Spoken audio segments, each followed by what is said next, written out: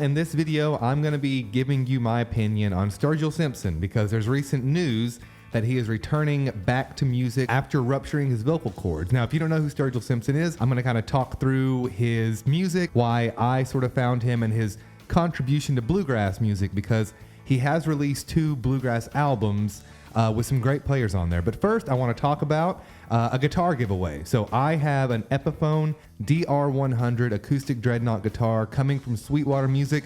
Great folks over there at Sweetwater. They didn't give me this guitar. I bought the guitar, but I'm going to be fixing it up, taking this inexpensive guitar and making it bluegrass worthy, kind of going through the motions, setting it up right.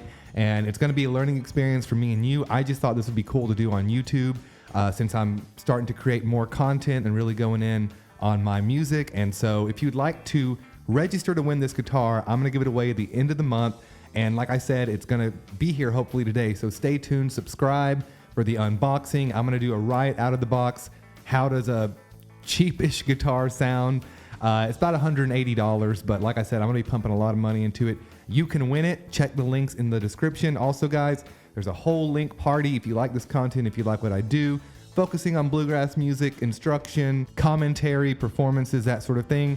It should be a lot of fun, and visit my website also for blogs and tabs and other kinds of goodies, all right? So Sturgill Simpson, I'm a huge fan of, and I know if you're some of my bluegrass fans watching, a lot of folks, or maybe not a lot, but there was some people that I'm close to that didn't like how he basically released 2 bluegrass albums in 2020 that were sort of reincarnations of previously released music.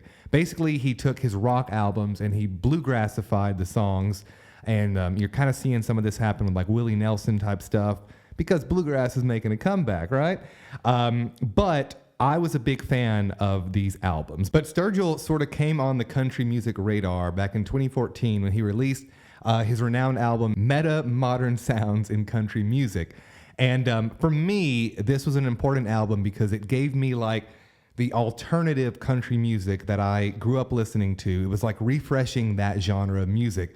I was big on like Wilco, Ryan Adams, Whiskey Town, and I really thought that like this album, Meta Modern Sounds, was really like a linchpin in like a new generation of Kentucky country music, call it psycho country music, whatever you want to call it, but it was great. I would play some tracks for you, but I'm going to get a copyright strike, so go check it out for yourself. But there's just some really powerful music on that album, right? And like I said, he took a different approach to it, sort of like focusing on like drug use and sort of where mushrooms and psychedelics and things had influenced his music, and go check it out. But anyway, that was 2014, and I would say like the following years up until 2020, when he kind of suffered an injury, Sturgill was really like flying high. You can't get on the internet, or at least I couldn't with the algorithm, and not see like new content from Sturgill, new record releases, him working with different bands and different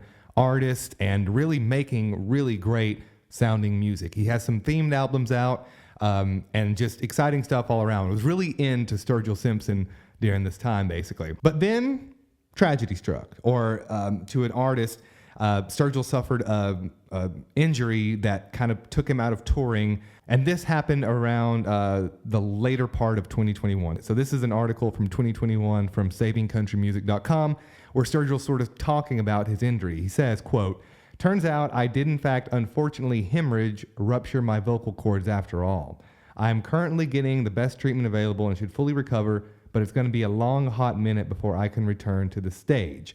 All right, and that's sort of where Sturgill left us. There hasn't been a lot of news from him since this news came out. Much to the disappointment of myself, but it is what it is. But yesterday, thankfully, there's some articles saying that he is making a return to music under a new name. So he's not coming back as Sturgill Simpson. From what I gather, it seems that there was like an agreement with the record company that he had to perhaps release X amount of records under his name. But he's coming back this time under the moniker Johnny Blue Skies. So Sturgill Simpson is now Johnny Blue Skies. But the big news here is that he is releasing a new album. It's called, I'm going to butcher this, Passage du Dessert.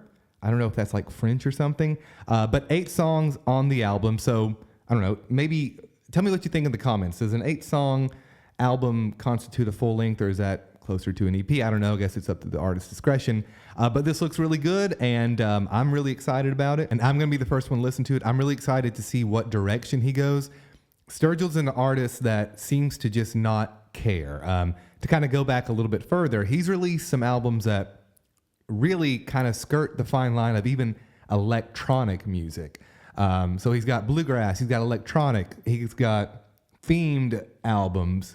An interesting artist, and like I said, I'm really looking forward to hearing what this album sounds like. And to kind of go into the bit of the bluegrass stuff momentarily, if you haven't heard the albums Cutting Grass Volumes 1 and 2, go listen to them. There's some killer players on there. For example, Sierra Hull, Tim O'Brien, Stuart Duncan, and Mike Bubb, who was the long-term bassist for the Del McCurry Band. Great interviews with him on the Otis Gibbs channel, if you guys need to check that channel out as well. But yeah, check out the albums. They're great stuff. Wish I could play them here, but I can't. And also, guys, just, join the link party in the description. 5% of all profits I make from my channel, from my performances, from the tip jar, every single thing is going to go back into teaching bluegrass to youngsters around the South. There's an organization called the Junior Appalachian Musicians, and I'm going to give 5% of my money to them. Have some friends that teach music with them, and basically what I'm trying to do is to be teaching, talking about bluegrass music to you guys there on the other side.